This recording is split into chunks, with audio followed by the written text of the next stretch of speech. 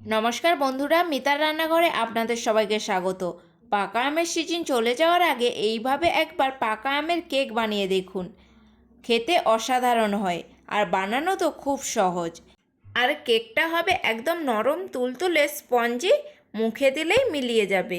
পাকা আমের কেক অনেকভাবে বানানো যায়, কিন্তু আজ আমি আপনাদের একদম একটা সহজ রেসিপি দেখাবো। আশা করছি আপনাদের রেসিপিটা পছন্দ হবে, আপনারাও বাড়িতে খুব সহজে বানিয়ে নিতে পারবেন। তাহলে চলুন রেসিপিটি শুরু করা যাক। কেকটা তৈরি করার জন্য আমি এখানে একটা পাত্রের মধ্যে একটা ডিম ভেঙে নিচ্ছি। ডিমটা নেওয়ার পর এর মধ্যে দিয়ে দিলাম এই রকম একটা কাপের 1 কাপ রিফাইন অয়েল। এর মধ্যে দিয়ে দিলাম মোটামুটি 50 ml মতো তেল। এখানে ছিল একটা হ্যান্ড উইকের সাহায্যে এইভাবে তেল আর ডিমটাকে ফেটিয়ে নিতে হবে। 5 থেকে 7 মিনিট মতো একইভাবে ফেটিয়ে নিতে হবে। দেখুন 7 মিনিট পরে ডিমটার কালার একদম চেঞ্জ হয়ে গিয়েছে। এইভাবেই রেডি করে নিতে হবে।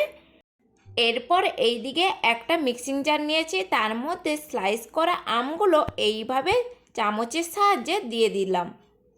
আমি এখানে একটা গোটা আম ব্যবহার করেছি।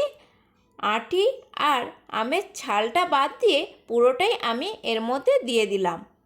এরপর এর মধ্যে দিয়ে দিচ্ছি 3 কাপ সুজি। এই রকম কাপের 3 কাপ সুজি আমি এখানে দিয়েছি। আর ওই কাপ মেপে 1.5 কাপ চিনি এখানে দিয়ে দিলাম। আমটা মিষ্টি স্বাদের ছিল বলে আমি এখানে 3 কাপ সুজির জন্য 1.5 কাপ চিনি ব্যবহার করেছি। অল্প একটু লবণ দিলাম স্বাদের জন্য। আর দিয়েছি 1 কাপ লিকুইড দুধ।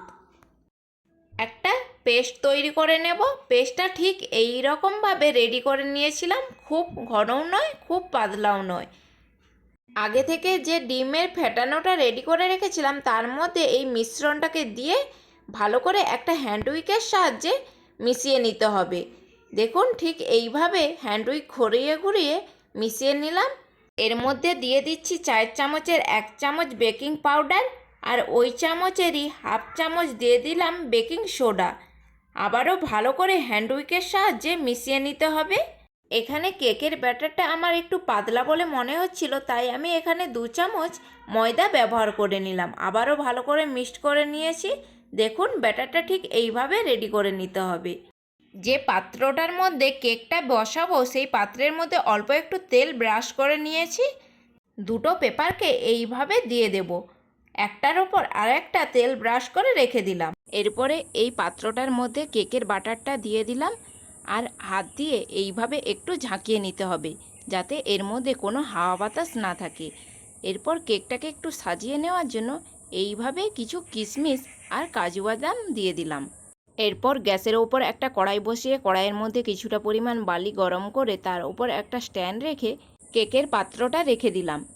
গ্যাসের ফ্লেম মিডিয়াম টু লোতে রেখে কড়াইয়ের ওপর ঢাকনা চাপা দিয়ে কেকটা হওয়ার জন্য রেখে দিলাম। কেকটা হতে আমার টাইম লেগেছিল 45 মিনিট মতো। 45 মিনিট পরে দেখুন কেকটা কত সুন্দর হয়ে গিয়েছে। এরকম একটা ছুরির সাহায্যে দেখে নিতে হবে কেকটা হয়েছে কিনা।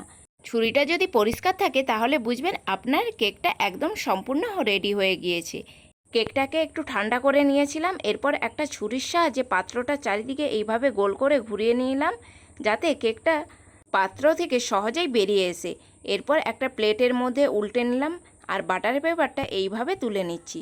পেছনের অংশটা দেখুন একদম সম্পূর্ণ রেডি হয়ে গিয়েছে, কোনো অংশে পুড়ে যায়নি। পুরো 45 মিনিটে একদম সম্পূর্ণ এইভাবে ঠিকঠাক রেডি হয়ে যাবে কিন্তু এই কেকটা। পাকা আমের কেকের রেসিপিটা যদি ভালো লেগে থাকে প্লিজ একটি সাবস্ক্রাইব করে দেবেন।